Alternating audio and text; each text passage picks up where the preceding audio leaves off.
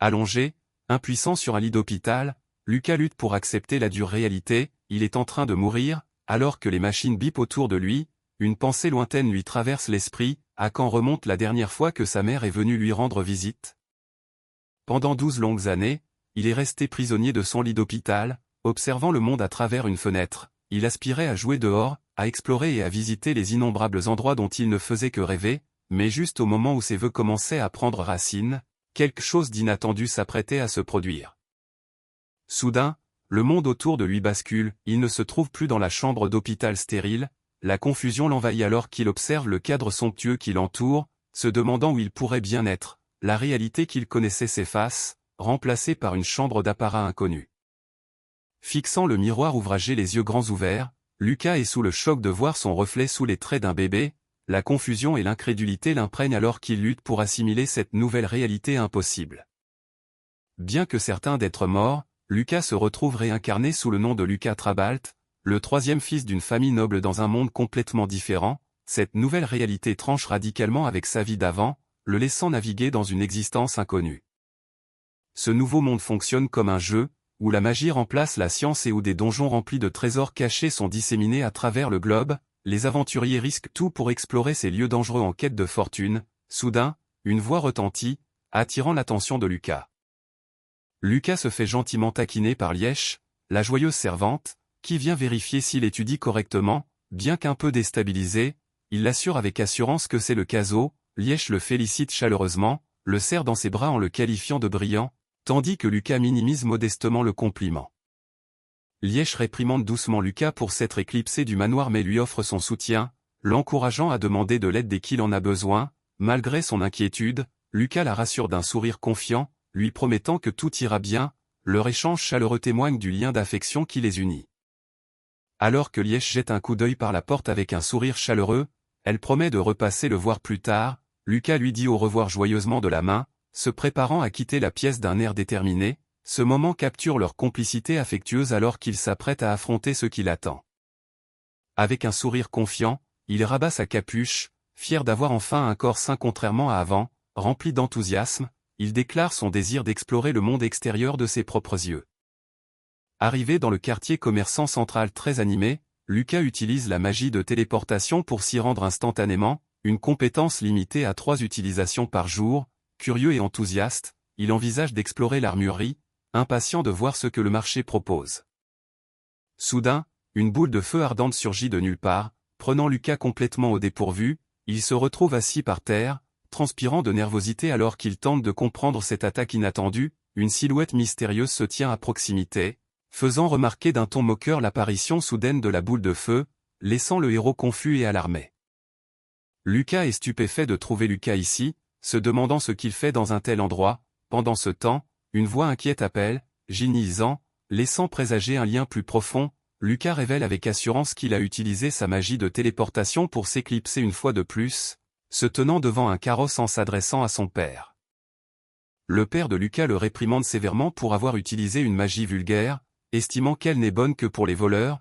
Malgré les protestations nerveuses de Lucas qui expliquent qu'il s'est simplement rendu en ville, son père le fait taire fermement. Lucas tente alors de rassurer son père avec un sourire confiant, insistant sur le fait qu'il n'y a pas de quoi s'inquiéter. Lucas déclare hardiment son ambition de devenir un magnifique chevalier et de faire la fierté de son père, tandis que ce dernier lui rappelle le long héritage de leur famille au service de la chevalerie, mais les paroles acerbes de son père le touchent profondément lorsqu'il le traite d'imbécile incompétent et de honte pour n'avoir maîtrisé que la magie de téléportation, laissant Lucas visiblement ébranlé. Le père de Lucas lui interdit sévèrement d'utiliser à nouveau la magie de téléportation, la voix empreinte de dédain. Lucas, en sueur et clairement intimidé, acquiesce docilement, l'esprit brisé par cette rude réprimande. Le poids des mots de son père pèse lourdement alors que Lucas lutte pour masquer sa douleur. L'attention de Lucas se ravive lorsqu'il surprend une conversation au sujet de l'infâme dragon de l'enfer Bagranoa, une créature redoutable qui a vaincu tous ses prétendants dans le donjon de rang S. L'annonce de 9 tentatives infructueuses pour nettoyer le donjon lui donne un frisson, laissant présager l'immense danger qui l'attend. On dit que l'attaque de souffle du dragon de l'enfer Bagranoa est un coup mortel instantané si puissant que même la magie défensive d'un groupe de rang S ne peut y résister. Malgré le danger, des rumeurs confirment l'existence d'un coffre au trésor à l'intérieur du donjon, suscitant un mélange d'incrédulité et d'excitation. la curiosité de Lucas est piquée, mais un avertissement lui rappelle qu'aucun trésor ne vaut la peine de risquer sa vie. Une idée lui vient soudainement, s'il possède une carte, il pourrait naviguer dans le donjon de manière plus sûre, alors qu'une notification apparaît, Lucas apprend qu'une nouvelle destination, la grotte souterraine de la chaîne de montagnes de Katia, a été ajoutée à ses options de téléportation. Cependant, son enthousiasme est tempéré par la réalité, il ne peut utiliser que la magie de téléportation, ce qui limite son approche. Lucas révèle qu'il possède 2 compétences uniques que lui seul détient. La première est son pouvoir exclusif de consulter son statut à travers une fenêtre de menu, un fait qui inquiète profondément Liège et explique son attitude surprotectrice. Lucas explique les limites de la magie de téléportation normale, elle ne fonctionne que dans le champ de vision ouvert des endroits déjà visités, et même dans ce cas, elle présente une grande marge d'erreur à l'atterrissage. Cependant, il révèle sa capacité unique à se téléporter avec précision dans des lieux où il n'est jamais allé, à condition d'avoir le nom de l'endroit et une carte. Bien qu'il ne puisse pas se battre, Lucas s'arme de courage pour jeter un coup d'œil rapide à l'intérieur du donjon de rang S, une grande première pour lui qui n'avait visité que des donjons de bas rang auparavant. Confiant en sa magie, il déclare « téléportation », prêt à s'aventurer n'importe où grâce à son aptitude unique. Lucas se retrouve soudainement nez à nez avec un immense dragon endormi à l'intérieur du donjon de rang S, stupéfait par la taille et la présence imposante de la créature, il ne peut s'empêcher de s'exclamer d'admiration. Lucas se couvre la bouche sous le choc, osant à peine respirer en se demandant si le dragon massif devant lui dort réellement. Il est stupéfait de trouver la créature légendaire juste à côté de l'entrée du donjon, un spectacle auquel il ne s'attendait pas. Soudain, quelque chose attire son attention, orientant son regard vers une présence inconnue. Lucas repère le coffre au trésor gardé par le dragon massif et ressent un élan d'espoir. Silencieusement, il se rapproche centimètre par centimètre, pensant pouvoir s'en emparer sans réveiller la bête. Son cœur s'emballe alors qu'il tend la main, impatient de découvrir ce qui se cache à l'intérieur. Le dragon se réveille soudainement dans un rugissement terrifiant, ses mâchoires massives grandes ouvertes alors qu'il s'apprête à déchaîner son souffle de feu. Lucas, pris de court, se protège dans une tentative désespérée de se défendre contre l'attaque imminente. Le coffre au trésor se trouve dangereusement près, mais la survie est désormais la seule priorité. Lucas est violemment projeté à travers la pièce et s'écrase lourdement sur le sol, haletant pour retrouver son souffle. Il réalise à quel point il a frôlé la mort, ses yeux écarquillés mêlant choc et soulagement. Le silence retombe dans la pièce, soulignant sa miraculeuse échappatoire face à l'attaque mortelle du dragon. Toujours étendu au sol, Lucas se tient la tête de douleur, l'esprit tourmenté par des pensées concernant le coffre gardé par le plus puissant dragon d'un donjon de rang S. Il se demande quel trésor incroyable il peut bien contenir, mais doute de sa capacité à vaincre la créature, d'autant que sa magie se limite à seulement 3 téléportations par jour. Soudain, une vive douleur lui traverse la tête, interrompant ses réflexions. Réalisant que la famille Trabalt est passée du statut de marchand d'armes à celui de la noblesse, Lucas comprend que ce domaine doit abriter une immense armurerie. Son esprit s'emballe d'espoir. S'il combine ses armes avec sa magie de téléportation, il aura peut-être une chance de tuer le dragon. Le lendemain, le dragon de l'enfer Bagranoa déchaîne son terrifiant souffle de mort instantané, prouvant pourquoi il est réputé comme le plus fort. Lucas se prépare, agrippant fermement son arme alors que les flammes mortelles déferlent sur lui. Utilisant sa magie de téléportation à la dernière seconde, Lucas esquive de justesse le souffle mortel du dragon de l'enfer, l'épée au clair. Il se prépare à contre-attaquer, porté par sa détermination et ses réflexes aiguisés. Dans un élan de détermination, Lucas enfonce son arme profondément dans le cuir épais du dragon, et émerveillé de voir que sa propre force a suffi à le transpercer, le dragon de l'enfer rugit de douleur, stupéfait par cette attaque inattendue. Lucas se téléporte juste à temps mais atterrit maladroitement, percutant le sol durement avec un « aïe ». Malgré ce moment critique, il constate que ses téléportations restantes ont été épuisées. Il réalise que la défense physique du dragon est extrêmement faible, ce qui explique pourquoi son souffle dévastateur a toujours suffi à tenir ses ennemis à distance.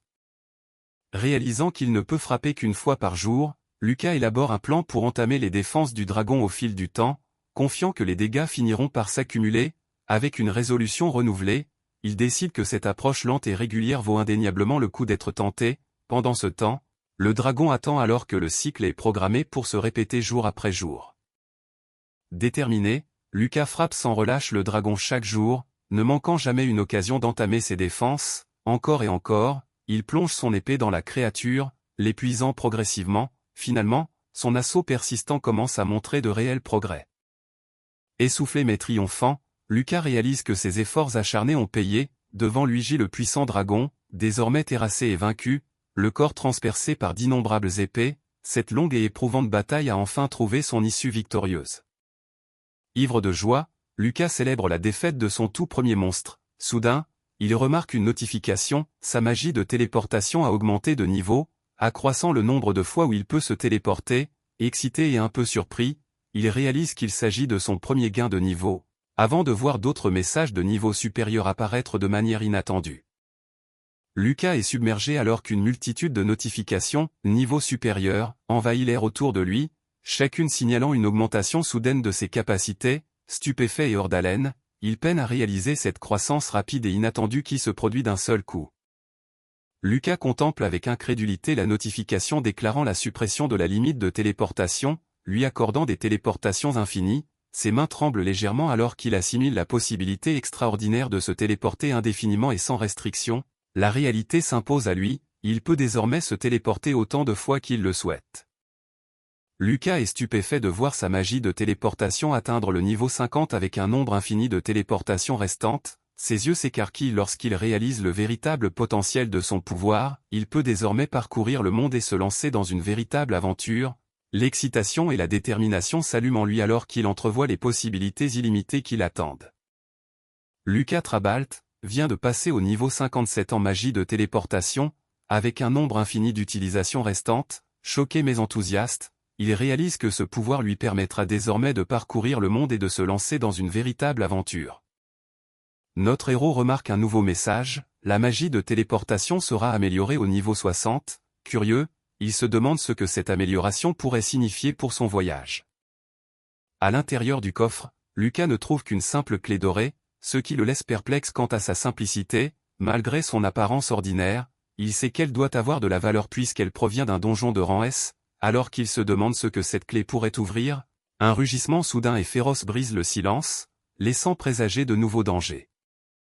Entendant des bruits de pas résonner dans la grotte, la tension de Lucas monte alors qu'il se demande si un autre monstre approche. Réalisant qu'il est trop épuisé pour continuer à se battre, il serre fermement la clé dorée et décide qu'il est temps de battre en retraite. Sans hésiter, il active sa magie de téléportation pour échapper à la menace imminente. Le groupe se tient devant le dragon massif terrassé, stupéfait par le spectacle. L'un d'eux s'interroge sur la signification de tout cela, choqué que la créature ait déjà été vaincue. Un autre révèle que même un groupe de rang S n'avait aucune chance, expliquant pourquoi la requête leur a finalement été confiée. Les membres de Sunset Wings oscillent entre incrédulité et inquiétude, se demandant si quelqu'un aurait pu résister à l'attaque de souffle du dragon. Leur attention se porte sur la pile massive d'épées plantées dans la bête, chacun se demandant comment un tel fardeau a pu être transporté au combat. Ce spectacle les déstabilise visiblement, alors qu'ils méditent sur l'ampleur titanesque du combat dont ils héritent. Le groupe inspecte le corps encore chaud du dragon, perplexe face à la récence de sa mort. Ils constatent l'absence de tout signe de combat sur leur chemin et spéculent sur l'utilisation d'une magie de dissimulation, bien qu'un membre rejette rapidement l'idée, avertissant que celle-ci a ses limites. Le groupe débat de l'impossibilité pour le dragon de transporter une charge d'épée aussi lourde tout en restant caché, une notion qui défie toute logique. Malgré les contradictions, ils reconnaissent l'incontournable vérité, Bagranoa a bel et bien été tué.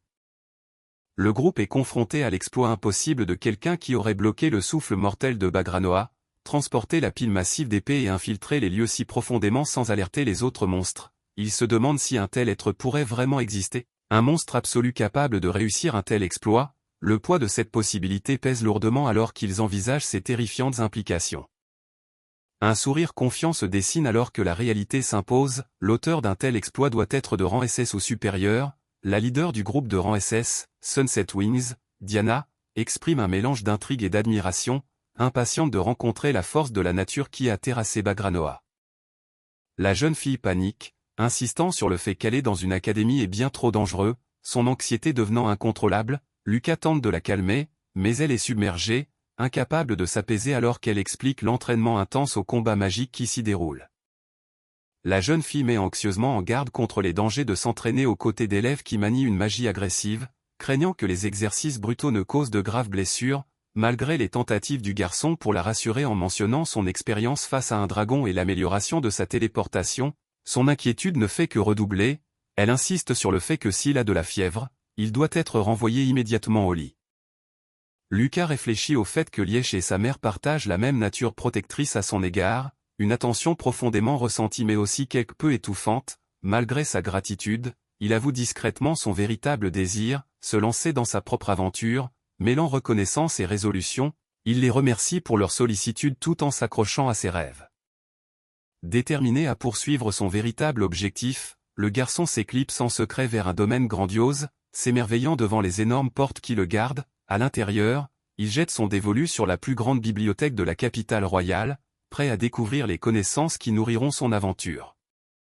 Lucas découvre que la bibliothèque recèle des informations sur des donjons lointains, des forêts elfiques, des cités étrangères et même sur les mystérieuses terres interdites. Il réalise que s'il parvient à lire ces ouvrages, sa capacité de téléportation lui permettra de voyager n'importe où, mais d'abord, il doit observer la zone depuis le point le plus élevé, car tout ce qui se trouve au-delà de la porte d'entrée lui reste inconnu. Notre héros contemple avec émerveillement la vaste académie, impressionné par sa taille et sa grandeur digne de la plus haute école de la noblesse du royaume, déterminé à s'orienter dans ce lieu immense, il décide de trouver d'abord un plan pour guider ses pas. Soudain, une réaction de surprise laisse entendre qu'il n'est pas seul. Un groupe d'élèves remarque le protagoniste et chuchote avec surprise. Un élève, transpirant de nervosité, tente de garder son sang-froid tandis qu'un autre le confronte avec assurance, lui demandant pourquoi il joue les durs. La tension monte d'un cran lorsqu'un élève se moque du lignage noble de l'autre, l'accusant d'appartenir à une famille ruinée et criblée de dettes. L'élève visé bafouille sous le choc, visiblement ébranlé par ces paroles cruelles. Pendant ce temps, un troisième élève affiche un sourire narquois menaçant, conjurant des flammes sombres et promettant une punition à la moindre défiance.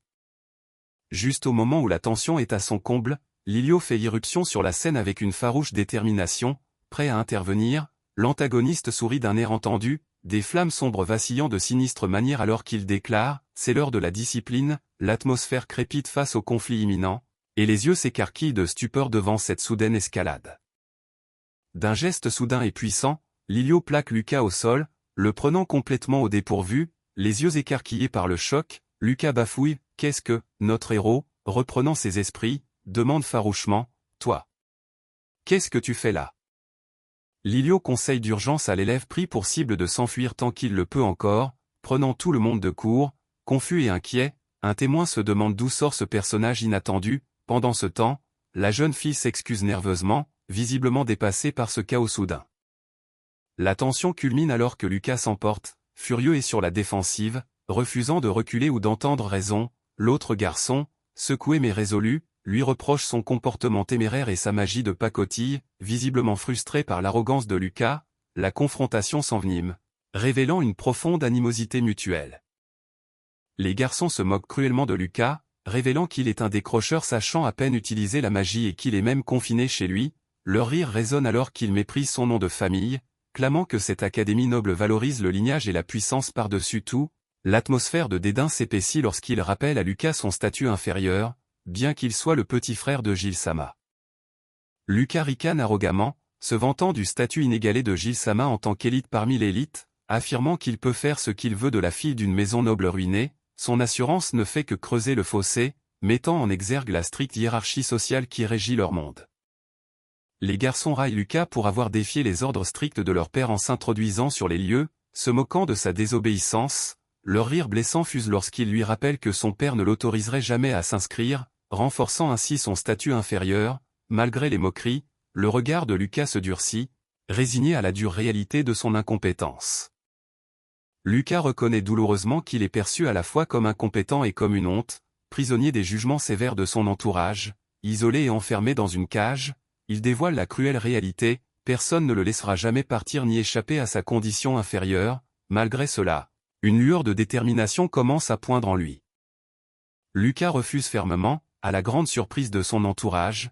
Il se remémore comment, dans sa vie passée, la maladie le confinait à une chambre d'hôpital, incapable de sortir, mais à présent, son regard déterminé révèle que cette fois, les choses seront différentes. Avec une farouche résolution, il déclare son intention de briser toutes ces chaînes et d'aller partout où il le désire. ses rêves dépassent les barreaux de sa cage et il aspire à étudier à l'école et à explorer des endroits qu'il n'a encore jamais vus. Cette nouvelle détermination fait naître un sourire en coin confiant, marquant un tournant décisif dans son voyage.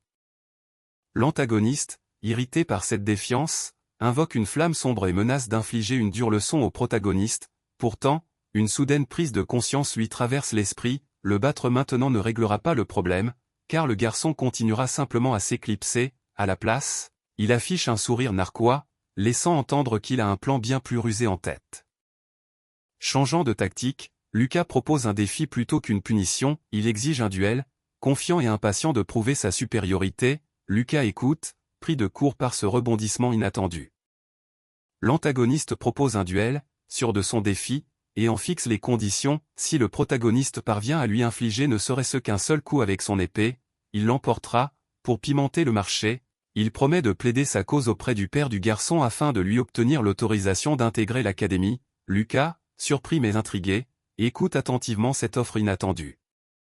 L'antagoniste se moque de la capacité de téléportation limitée du protagoniste, affirmant qu'aucun faible ne peut tenir tête à Gilles-sama. Il se vante d'être le premier de sa classe en escrime comme en magie, certain que la victoire lui est acquise. Pendant ce temps, l'expression du protagoniste se transforme en une moue de surprise et d'inquiétude. Lucas répète calmement le défi, lui infliger un seul coup, tandis que le doute et la tension s'installent. L'antagoniste sourit de toutes ses dents, le narguant en lui disant qu'il est trop tard pour avoir peur. Autour d'eux, les élèves échangent des regards surpris, mesurant la gravité du duel qui se prépare. La colère de Lucas explose alors qu'il menace le protagoniste avec des intentions meurtrières. Pendant ce temps, le protagoniste rayonne de confiance, reconnaissant envers ces nouvelles règles qui font soudainement pencher la balance en sa faveur.